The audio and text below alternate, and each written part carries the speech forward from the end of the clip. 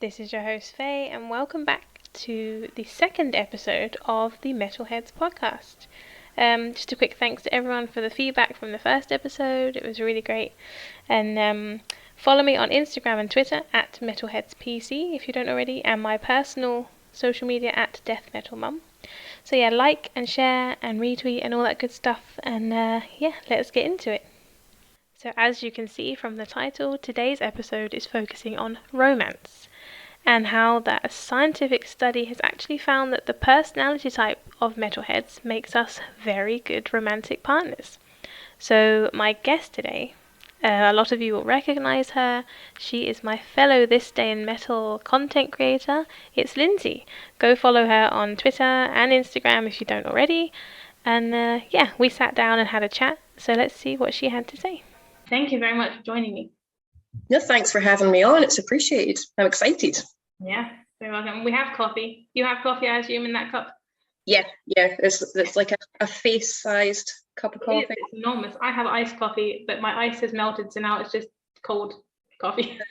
Oh, okay. That doesn't sound very appetizing at all. I mean, it was. And then you know that thing where you make coffee warm or hot or cold, and then you leave it somewhere because you've got 1,000 things to do. And then you come back and now it's sort of like body temperature. Yeah. That's where I'm at right now.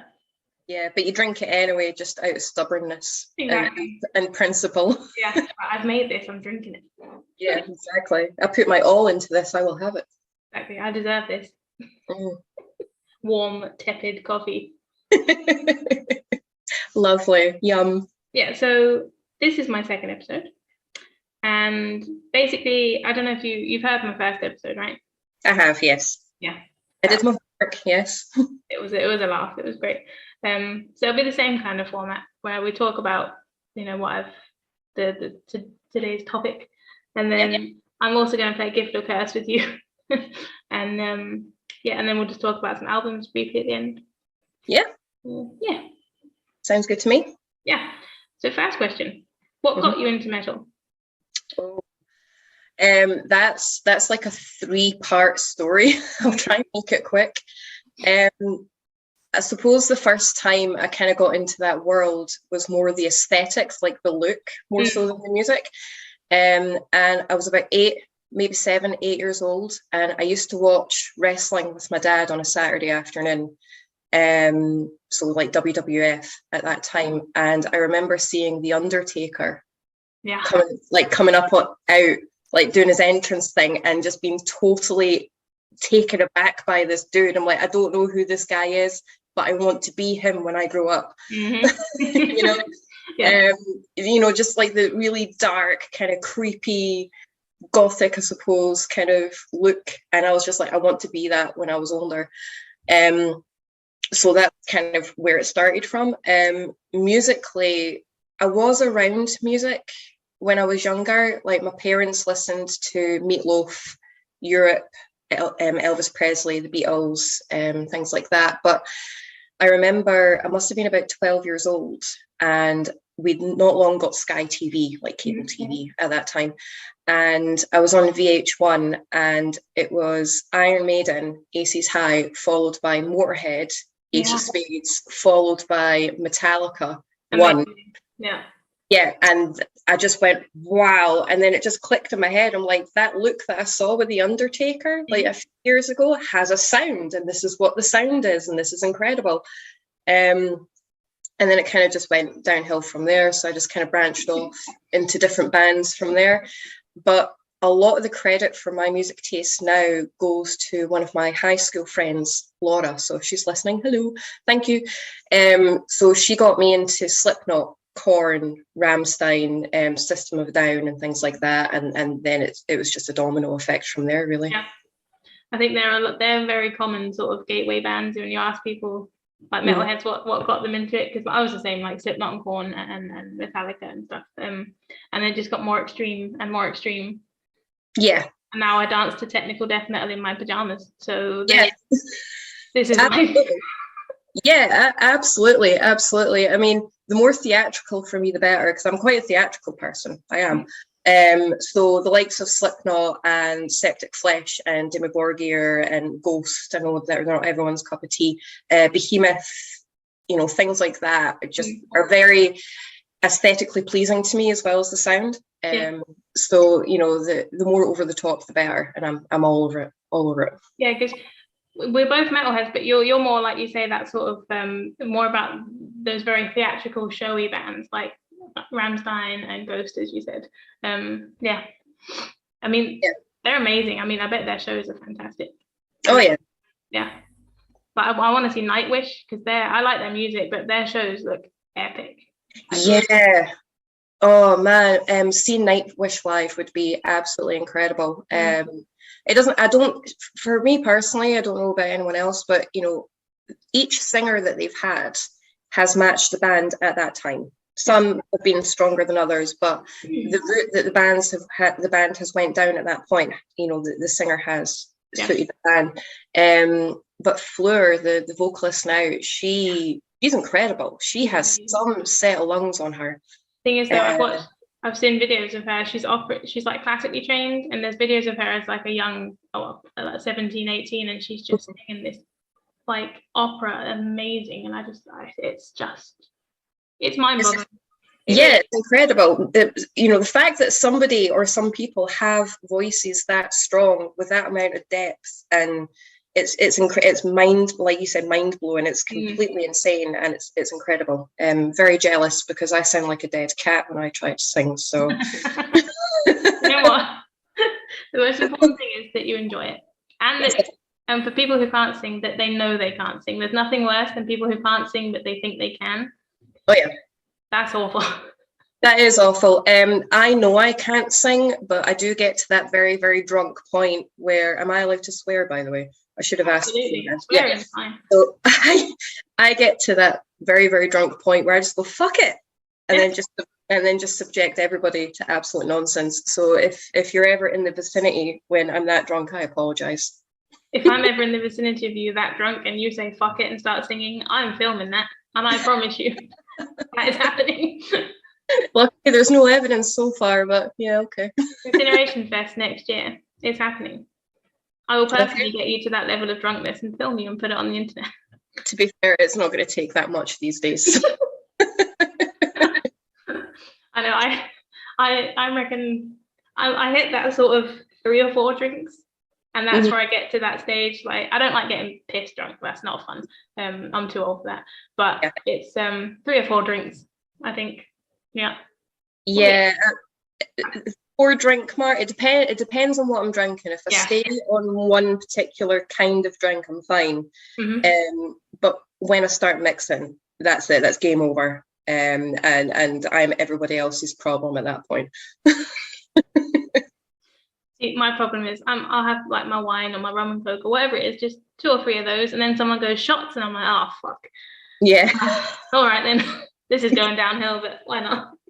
Yeah, I mean, I've got some mad stories of my drunken times, but I think we'll save those for another day. But yes, 4 drinks limit, and then I'll either get super sleepy or it'll just go downhill. So yeah, that's my limit. Yeah, my arch enemy is tequila. Same. People, my friends will know. Well, I think I've told you. I tweeted about it the other day, about what happens when I drink tequila. Yeah. Not happening again, ever.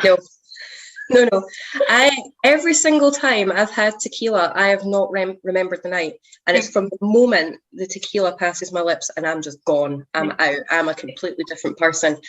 And I wake up the following day feeling like an absolute bog troll, not having any memory of what happened the night before, having the absolute fear. Oh, no, it's horrible. So I just don't. I just can't. No, I don't either. Like I said, I've grown out of that now. It's just, those are my student days. They're long gone, so that's fine. Right, I guess we better get into what our topic is today. So today's topic is, I'm going to say, metalhead romance. Okay. Call it that. So I found an article, basically. I'm a nerd. I'm a psychology nerd. You're a psychology nerd too. And I found an article where they had done a study where they found that people who listen to metal or extreme music, I think they said, so rock, metal, are least likely to cheat on their partners out of all the other sort of musical genre fans. And I thought that was quite interesting. I mean, I haven't had that in my personal experience, but that's just one person. He doesn't count. But I think in general, I just thought that was a very interesting idea. And I sent you the article, didn't I?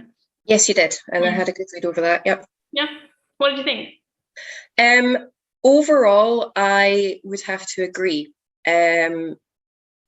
Personal experiences, not so much either. We're just unlucky. It doesn't count. It's fine.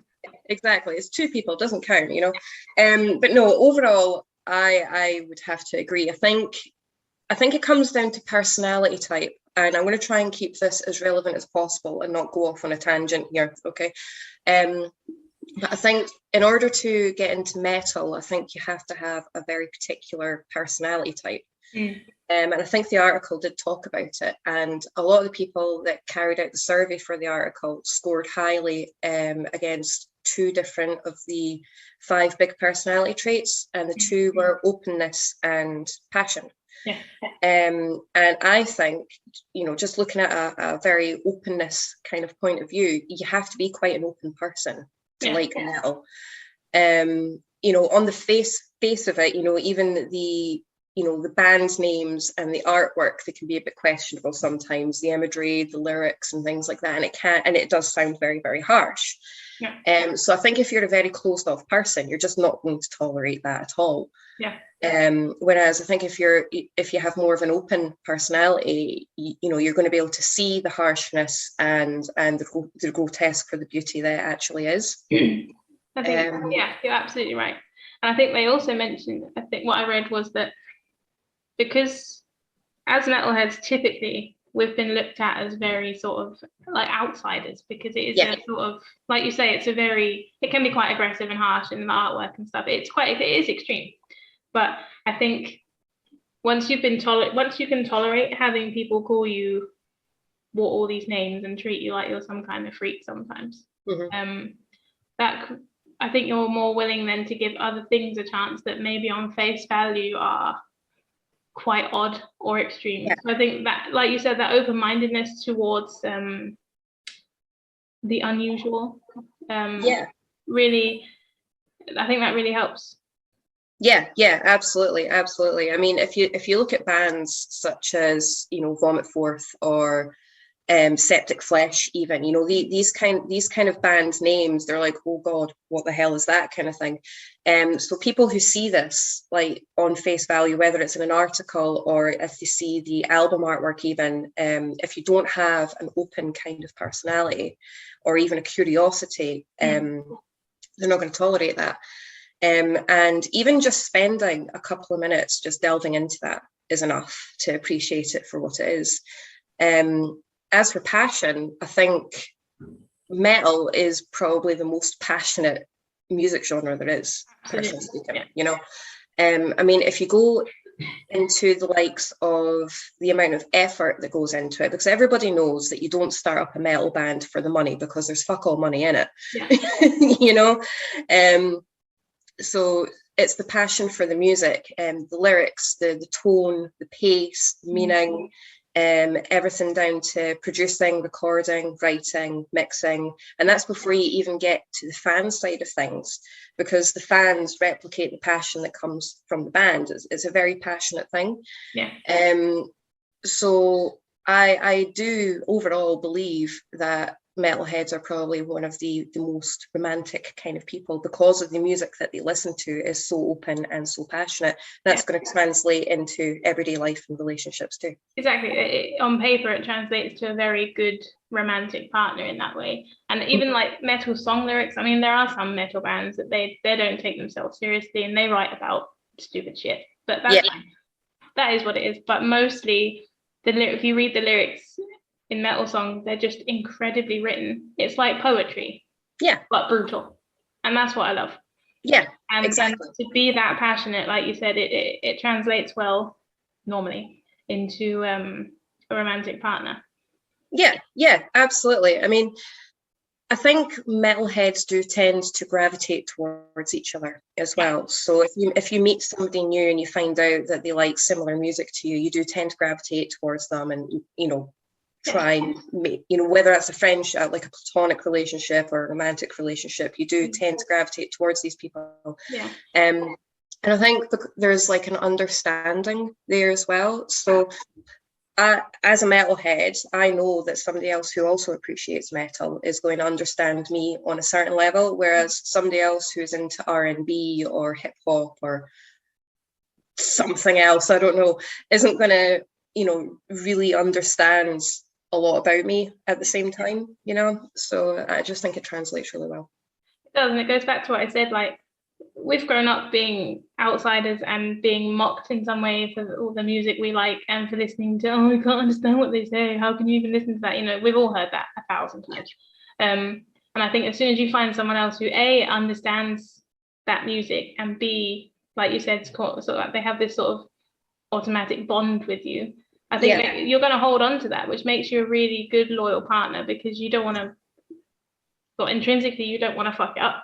You found someone who gets you on this whole different level, and unless you're a massive asshole, then you're going to hold on to that and do your best to be a good partner. Yeah, absolutely. And I think for me, music is a huge indicator into the kind of person that you are. It is. Music is like metal is like the central point of my life kind of thing, and everything kind of feeds into that and bleeds into each other and things like that. So I can tell a lot from a person with regards to the kind of music that they like to listen to. Yeah. It doesn't necessarily mean that they're a bad person if they don't listen to metal. That's not what I'm saying at all.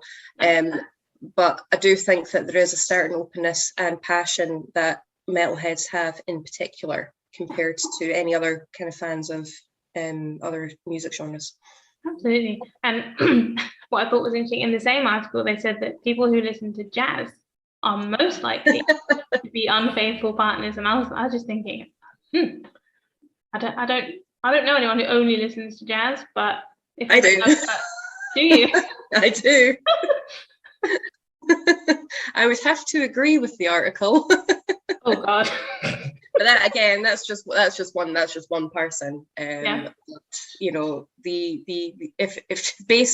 based on that one person that I know, I would say that the stereotype is correct. See, I know someone who listens to a lot of different music, including jazz, but not only jazz, and that also fits them quite well. That what the study found. But again, they also listen to metal. So, but yeah, I don't know, what is it about jazz music? Maybe it's the fact, like, I don't know. Is it like it's sort of inconsistent, isn't it? Yeah, like, I mean, a bit all over the place. So I mean, until you sent me the article, I would never have thought. No. Jazz. If you or somebody else had come up to me and said, right, out of all the different kind of music fans, genres, and things like that, who do you think is most likely to cheat or not be romantic in a relationship? Blah blah blah. And I would never have thought jazz. I would have probably been quite unfair and said something like hip hop or rave or something like that. I never would have thought jazz. But now that it's been brought to my attention, I'm like, maybe. Yeah, because it's quite sexy music. Some of it anyway. Some of it's just like mental in my opinion. But I like jazz, but it is quite there's that sort of culture around it that it is quite sexy, right? So I don't know. I just thought it was really interesting. Because like you, I would have thought maybe hip hop, because when you look at the lyrics and hip hop songs, they're some of the stuff they talk about, it's quite, I know it's only lyrics, people don't have to do what they sing about, but it's I would have picked hip hop or R&B or something like that, I think.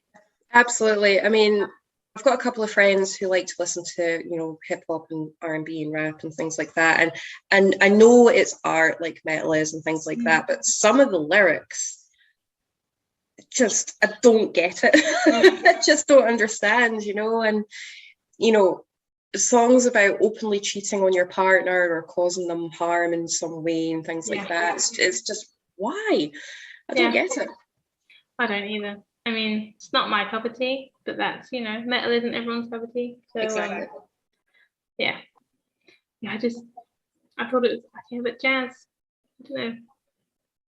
And it's a shame because there's a pretty cool piano jazz bar in Edinburgh, not far from where I live. And you know, it's a really cool atmosphere. It's a really cool place to go and have a drink, and you meet loads of really interesting people and things like that. I'm not going to be able to look at that place the same way again after reading that article. Every time you go in there, just be aware, be on your guard. I know I'm going to have to. I'll just be sitting there in the corner judging everybody going, I'm on to you. Yeah. Seriously. I know what you're doing. I know what you're thinking over there. Don't. Your wife's at home and she thinks you're at your friend's house. We know what you're doing. Exactly. Also in the article, they said that metalheads have the least and the fewest sexual partners on average throughout their lifetime. Yeah, I can believe it, actually, because again, I think it comes down to that openness that we spoke about again, and the passion that we spoke about again. Because I think, you know, when you listen to metal, you're making a connection to the song, you're making a connection to the band. So it goes to say that you would make a connection with a person who would also like that kind of music as well, and you wouldn't want to do anything that would sever that connection. So to say the metalheads have the least amount of sexual partners, I can believe it. Yeah, I can believe it, because, you know, when we find one of us that we're also attracted to, never mind just liking the music, you know, you tend to not let them go. That's right. Like, hold on to that person. Exactly. Hold on to them for as long as humanly possible, because it's going to take me ages to find another one, if I'll ever find another one. So yeah, I can believe that. Yeah, me too. Like, oh my god, you're a metalhead, you have a beard, oh my god, I'm holding on, I don't care, you're mine. To be honest with you, I would settle for bald now, to be honest. So as long as they listen to metal, I'm quite happy. Yeah. I mean, beard is quite high up on my priority list, which my boyfriend will be happy to hear, because he's got that's handy to know. That's as shallow as I get. I just like to point out everything else. I don't care. You can like a troll. I don't care, as long as you have a beard. Yeah, I am not actually that shallow. As long as you listen to music and you make me laugh, we're good. Exactly. So. Just don't be a cunt. That is like, just don't be a cunt. That's all we want. Listen to metal, make me laugh, don't be an asshole. That's it. The criteria is quite low. Exactly. The men are like, oh, women are so complicated. No. I might ask you to feed me on occasion, but that's about it. Make me sandwich now and again. I'm good. It's all good. Yeah, exactly. Bring me snacks. Exactly. I'm reading this article again. They point out that because metal music, it's quite often, like, think of a band like Slayer. Their lyrics are quite anti-authority and like about war and stuff, and it's quite rebellious in a way. And so is cheating on a partner. It's sort of breaking those social rules. So it doesn't. The findings in that study, they said it doesn't really fit with that kind of reputation that metal music has. But it makes sense, like we talked about, with being so open and, you know, having that bond with someone. So I think it's very interesting. I think it depends on how you look at it, really. I was just thinking this to myself last night when I was going over the article and stuff. I mean, what you're saying is right. You know, being faithful to your partner goes against the stereotypical, you know, anti-authoritarian kind of, you know, image that metalheads have. But if you look at it from the point of view that romance isn't a social construct, it's not something that's built by society. Maybe it was 70 years ago, you know, romance and courting and things like that were quite a society-based thing back in the day, but not so much now. And it's a very personal thing between the partners involved, not like the wider community. Yeah. So I think the fact that it's not a society-based thing anymore, like it used to back in like 70 years ago or longer, it is still quite anti-authoritarian, because you have that many different kinds of romances now. You know, you've got your monogamous relationships, you've got your polyamorous relationships, you've situationships, marriages, you know, choosing to stay single or just date around and things like that. You know, there's no structure to it anymore. There's no governed set of rules and things like that, and it's very personal between the parties involved. So yes, it is going against the stereotype of, you know, the anti-authoritarian metalhead not wanting to cheat on their partner, but at the same time it kind of goes against what other people or what society thinks that romance should be like, when it's just the two involved. If that makes sense. I don't know, I just kind of went off on a tangent there. No, it does make sense. It does. I think you're right. Yeah. I read this article and I was like, oh, it raised questions in my head, and I was like, oh, I need to do something about this. I need to talk to someone about this.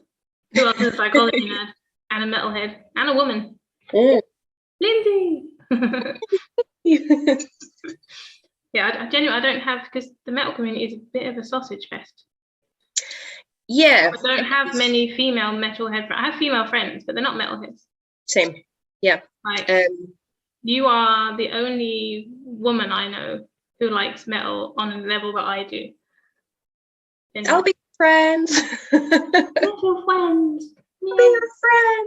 I'm the same. I am. I do have friends that like certain kinds of metal. And you know, I've got friends that like rock. I've got friends that like, you know, Steve Vai and Guns N' Roses and things like that. Female friends I'm talking about specifically. Breaking Benjamin, Rammstein, you know, you know, bands like that. But when it comes to more extreme metal, like you and I like, not so much. No, not so much. I have, one of my friends, she'll listen to Metallica. Like, that's fine. That's like her limit though. And the last time I was with her, I put Tomb Mold on, and I didn't go down so well. What is metal? Metallica's metal. It's, you know, I don't know. Okay, you can't really compare those two, but exactly. Well, it's still though. It's in this. It's under the same massive umbrella though. I remember being at a house party a number of years ago now, and I was the only metalhead there, and my friend whose house it was knew that, and I was persevering, as we so often do when we're at parties and stuff like that, with the music, if they want to call it that. But I was persevering with it. It was fine. I was being sociable. I was being friendly. And then my friend said, how about you put something that you like on? And I don't think that's a good idea. Nobody's going to like the music that I listen to. No, come on, show us something. So I was like, right, okay, I'll tell you what. I'll put on something that's really quite tame. Yeah. And it wasn't even metal. It was Gary Newman. Yeah. Yeah, it's Gary Newman. I'm a big Newmanoid, and it was one of his newer tracks at the time that I put on, and within about 10 seconds somebody else switched it off and said it was too heavy. And I was like, dude, if you think that's too heavy, you've seen nothing yet. Wow. Absolutely nothing yet. What a snowflake. I know, and I was like, well, I was surrounded by people that, and I'm not bashing them at all, it's just not my taste, but I was listening to a lot of Ed Sheeran and Alanis Morissette and Calvin Harris, and those are the only three names that I can remember. So I thought Gary Newman would be okay. It's not that heavy. It's quite funky. You know, everyone knows who Gary Newman is thanks to Cars. Yeah. But sadly, no, it was too heavy still. So the moral of that story is I'm not allowed the aux cable at parties anymore thanks to Gary Newman. So that's just rude. It's rude. I'll tell you what, I'll have a party and you can be the DJ. Oh, thanks. Yeah. Just, I have one condition. Okay. You'll hate me. No ghost. That's fine. That's fine. That's okay. You see, when it comes to ghosts, right, I love them, as you know. They're not everyone's cup of tea, and I get that. You know, they are very hit and miss. And that's a whole other conversation. That's a whole other debate for another day. But I appreciate the fact that they're not everybody's cup of tea. So if that's the one rule at your party, then that's absolutely fine. I can adhere to that. I respect them for what they do. They have a big following, and their shows look very like theatrical, like you said, and dramatic. And they're good musicians. It's not that it just doesn't float my boat. Yeah, that's fair, and that you know, that's fair enough. Yeah. I'm not a gatekeeper. You know, everyone can like what they like and dislike what they dislike. You know, it doesn't change my life in any way, shape, or form. Exactly. You know, so. And as adults, we should be able to say, okay, I don't agree with that, but let's still be friends. Exactly. Let's not insult each other on the internet like 14-year-olds. I know, exactly. It's like, get over yourself. You know, if you don't like something, just scroll on by or don't listen to it. You know, you don't have to partake in the conversation. Grow up and go away. That's a very polite way of saying fuck off, but yeah. I do try to be polite, but then I remember this is not one of my This Day in Metal interviews and I can actually swear. Yeah. So what we've learned is that if you're dating and someone says they like jazz, red flag. Yeah, run away, run for the hills, run for your lives. No, just a big fat no. Absolutely not. And to be honest with you, I don't think I would be able to deal with regular jazz anyway. Like the occasional night out to the piano jazz bar, that's fine. But all day, every day, absolutely not. That's like torture to my brain. Yeah, I have to agree with that.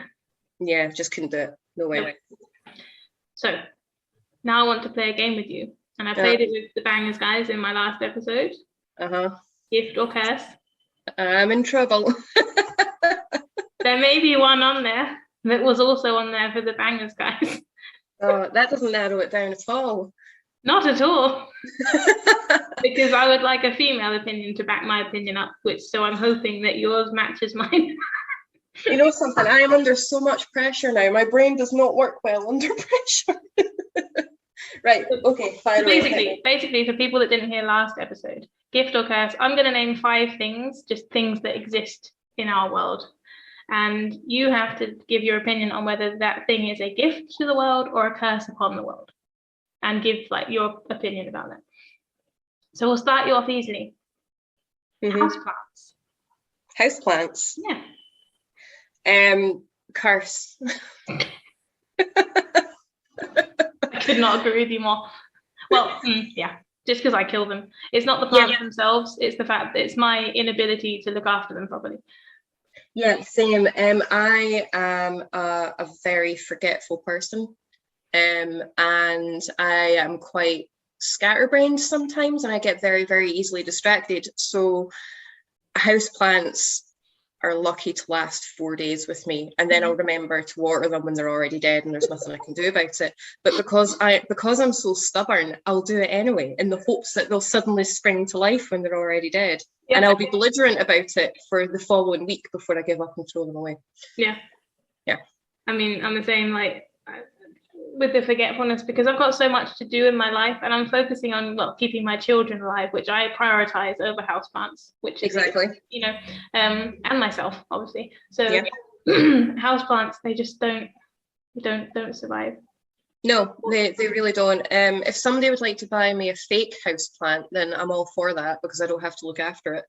I have them. I have fake houseplants everywhere because it looks. I like the aesthetic of them. I'm just shit at keeping them alive. Yeah, absolutely. I just can't do it. It's like I'm not really. I like flowers, and I think it's very nice receiving flowers, but I don't get mad when I don't get them because I don't keep them alive anyway, so it's a waste. Thank you. These are going to die, but thank you very much. Okay, so curse. Yes. Curse. Second one, true crime documentaries. Blessing sometimes. Yeah. I'm kind of on the fence with that. Sometimes I have to be in the mood for it. There's a YouTube channel in particular that I follow called That Chapter, and it's an Irish dude that runs it, and he does like 20-minute, half-hour long videos of true crime events that happened throughout the years and stuff, and that's a short enough time period for me to focus on. Anything longer than that and I tend to zone out and then just get distracted by other things and stuff, but I have to be in the mood for it. I find them fascinating in a morbid kind of way, and they utterly terrify me as well. I could live without, if they were there, I would watch them. If they got taken away tomorrow, I wouldn't miss them. So I'm kind of on the fence with that. Yeah, that's fair enough. I think I'd agree with that.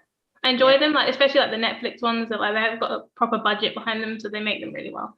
But that just makes them even scarier in some ways. Yeah, absolutely. Like recently, I watched The Tinder Swindler, and really a true crime thing, but it's like the last one that I watched, and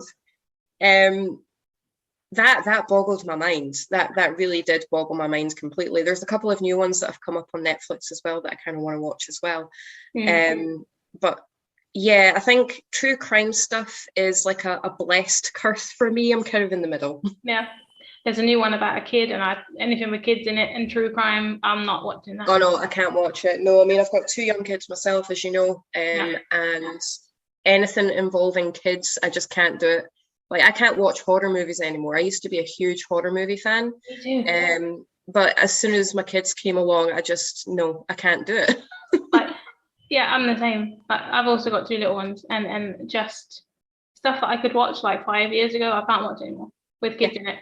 Like back then, I'd be like, oh, that's creepy. Now I'm just like, oh, it makes me cry. I know exactly. It's just the worst. Don't know. Okay, I get that one. So the third one, as a fellow boob owner, bras. Gift or curse? Bras. Yeah. I would say that they're a gift. Yeah. Mm-hmm. Yeah. I like my bras. Yeah. They're pretty. They hold the girls in. They do. And after having 2 children, there needs to be some kind of control. Yeah, I mean I'm just little, so I'm okay there. But at the same time, you know, I do still need something to hold them in. So yeah, no, I would say they're a gift. They're pretty to look at. They have function. They do. Yeah. I mean, taking it off at the end of a long day is the best feeling. It is, yeah. Men won't get that, but it is. It really is. But yeah. So okay, yeah, I'd agree with that too. Why are you laughing? It's making me nervous. I'm like, oh no, what's happening? I have 2 left. I'm gonna save the one from last episode for last. Number 4, pound shops, 99p stores, pound stores. Yeah. Gift or curse? I would say they're a gift. That's where I get like my toiletries from: deodorant, shower gels, shampoos, conditioners, batteries for the kids' toys, because I go through them at an alarming rate. Yeah. Little snacky things. So yeah, I would say they're a gift. Yeah. The fact that my town centre has about 6 of them is a bit overkill. Like really, there's no need to have one like every 3rd shop or whatever. That is very much supporting the Scottish stereotype. It is. And do you know something, right? In my town, that's literally all there is. There's nothing else left. It's pound shops, vape shops, and coffee shops. I'm cool with the coffee shops. But it seems to be a bit extreme to have so many pound shops in the one place, because you all sell the same shit. Yeah. There's no competition here, exactly. You know? It's like, what are you going to do, a special deal or something? It's a pound shop. Yeah. No, I don't get that. I don't get it. But no, I would say it's a gift, yeah. Yeah, I'd agree. So the last one. In my last episode, I asked the Bangers guys if flavoured condoms were a gift or a curse.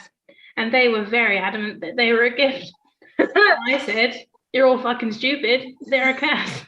I remember pissing myself laughing at this bit and listening to the little debate that was going on and talking about the different flavours and stuff like that. Their reasoning, just the male reasoning, I was listening to it and watching them just genuinely discussing it, and I was just thinking, how have you come to that it's a gift? I don't understand. I know. My mum's probably going to be listening to this, so apologies, Mum. I would say it's a curse. Absolutely, 100%. They should be boxed up into a metal box and yeeted into fucking orbit, because they are the most horrific things ever. They're horrific. Thank you. And I hope the Bangers guys are listening to this, because I'm going to say, ha, I told you. Yep. I'm going to be holding Daz personally responsible for this heinous crime of flavoured condoms just because I can. Yeah. They are horrific. Absolutely not. And it doesn't matter how much you jazz it up. It doesn't matter if you can think of like the most amazing flavour in the world, because guaranteed it's not going to taste like that at all. Plastic crap.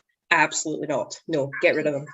Thank you. I'm very glad that you said that, because I could not do more. I was actually and anyone who is into them, I'm just putting it out there right now, anyone who is into them is a massive red flag. I'm sorry. Definitely.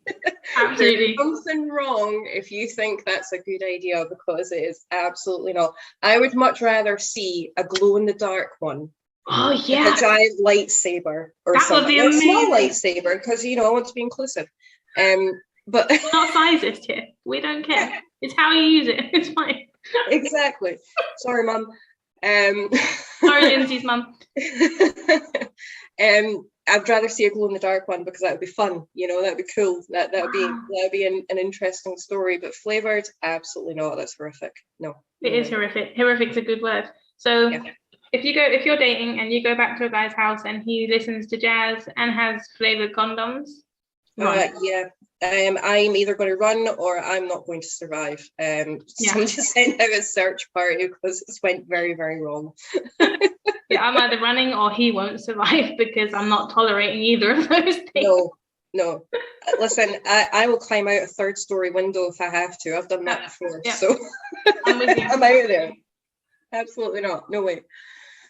Excellent. I'm so glad you agree with me on that. If you'd been like, oh, I love them, I'd have been like, awkward. No. Ugh, oh, it's nightmare fuel. Honestly, horrible. Really. So guys, just no.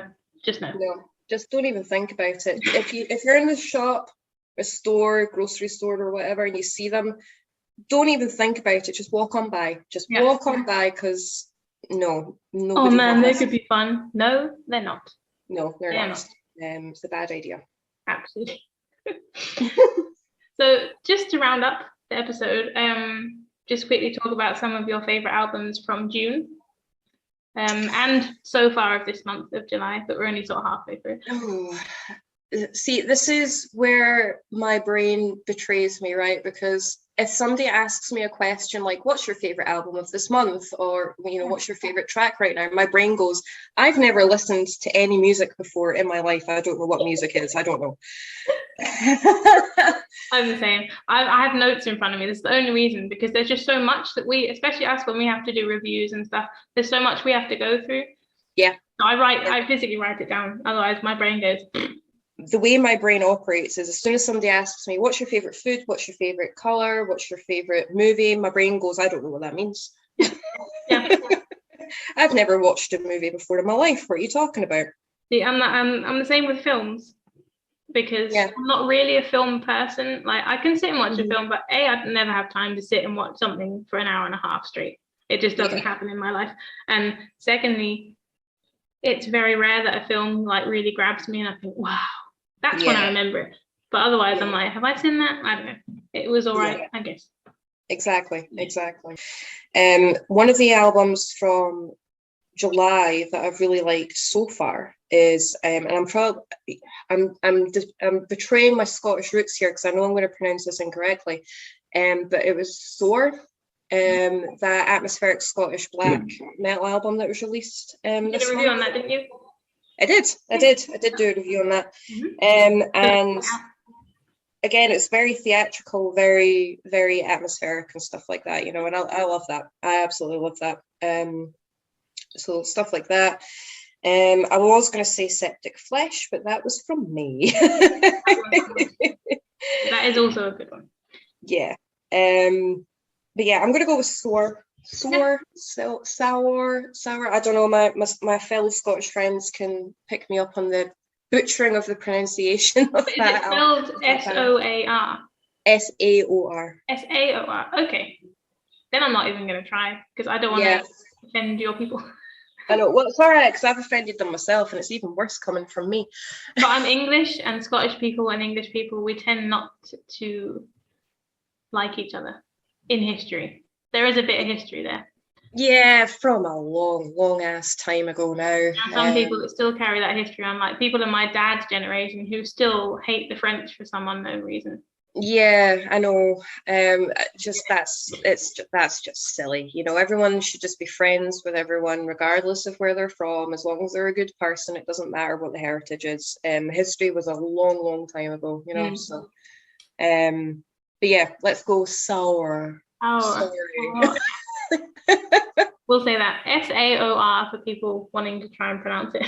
Yep. And I will prepare myself for the angry mob with the torches at my front door for the butchering of that pronunciation of my people. So it's Lindsay's fault. Don't attack me, attack her. Yeah, come at me, it's fine. I deserve everything I get. See, on my list I've got the Paganizer album from last month. just the artwork alone was wow. Yeah. I have Chaosian, the Danish death metal album, which like blew my mind. Yeah. And then Exocrine, the technical death metal, which I have a review of, by the way. Just saying. I love that. It's a great album. And then the White Ward album that everyone's been like jizzing over on Twitter. Yeah. I saw the cover and I was like, what genre of music is that? Because the cover is just a picture of like a little house in a field. Yeah. And it gave me no visual clue. And I was like, right, I need to listen to that. Mm-hmm. And there's a lot of people on there that I know and respect their musical opinions. And they were like wetting themselves. Like, oh, I've got to check this out. And it is so different. It is different. That's one that I came to very late. I didn't start really listening into that until like last week, because I saw the hype on Metal Twitter about it, and I bypassed it. So I was like, it's not really standing out to me, so whatever. But you know, I saw more and more people hyping it up, and I was like, right, I'm gonna have to see what this is all about. And wow, blew me away. Absolutely blew me away. The Atrophic as well. Yeah. That EP from this month so far, that really got me as well. I don't normally review EPs, not because I don't like EPs, because I love EPs, but I prefer doing, you know, LPs just so I can delve into it a little bit more. But that one blew me away completely. So I was like, nah, I have to do a review on it.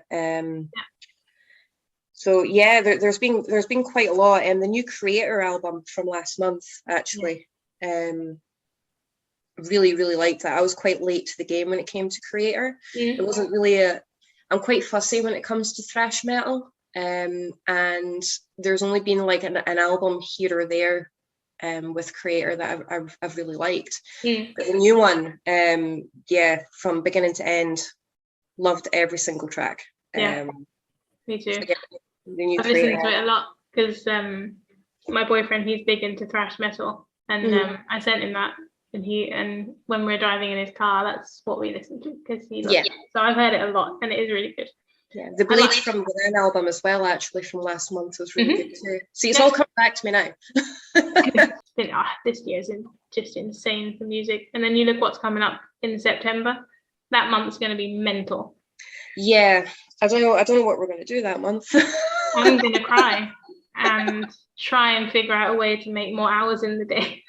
Yeah, absolutely. I think it's always the same. I've found, you know, the latter part of the year is when like a lot of the big albums and really good albums, they're all really good, but they seem to condense it all into the latter part of the year to the point where nobody can control the situation.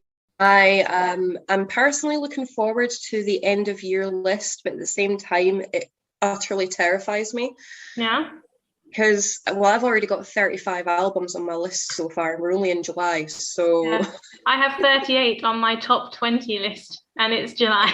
I know exactly. And I've been planning my podcast end of year episode. I'm going to do like an album of the year episode, and the guest I've got on is going to be amazing. So I'm not going to say more, but it will be amazing. But yeah, and I was just thinking to myself, I've got 38 and it's July, and I genuinely love them all, but I can't, and there's going to be more. The new Revocation album is going to go on there. I might as well just put it on there now, because that's going to blow people's buttholes out. That's going to be amazing.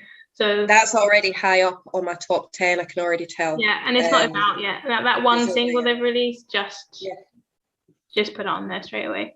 Yeah, definitely. I mean, last year, you know, we did the live stream for our top 10 on Instagram. Yeah. But because there's more of you now, I don't know what we're going to do. I'm taking inspiration from the Bangers and Mosh guys doing like a top 40 kind of thing. So I'll probably do like a little thing for like my top 30 first, and then, you know, I don't know if we're going to do like a group thing for the Stay Metal for our top 10 again or whatever, I don't know, but there is absolutely no way I can whittle it down. I mean, if I even managed to get it to 40, it's not looking good so far. No, I'm regretting setting myself a limit of 20, to be honest. Yeah, I see. I tried, but then just kept adding to it, and I went, no, this is not going to be a thing. And now I'm quickly approaching 40, so I'm like, oh no, oh no. Oh shit. And yeah, I like the way the Bangers guys do it with their tier system, like bronze, silver, gold, platinum. I love those episodes they make. So yeah, I might consider that, but nah, why not? Why not stress myself? Exactly, because you've got nothing else going on. Why not? And I'm not the busiest person ever. It's fine. We'll just add some extra stress. Right. Well, I think I'll wrap up there. Perfect. Well, thank you very much for having me on. Very welcome. And the lessons we've learned: don't date jazz people that own flavour condoms. That is the moral of this episode. Exactly. You're very welcome, society. Yeah, there you go. There's the secret to dating a good woman. Yeah. Don't do those things. I'm an expert in romance as a divorced person. So take my advice. Yeah. I'm saying nothing. Yeah, thank you very much for joining me. And no problem. It's been I fun. hope you have a good day. Yeah. You too. Thank you very much. Yes.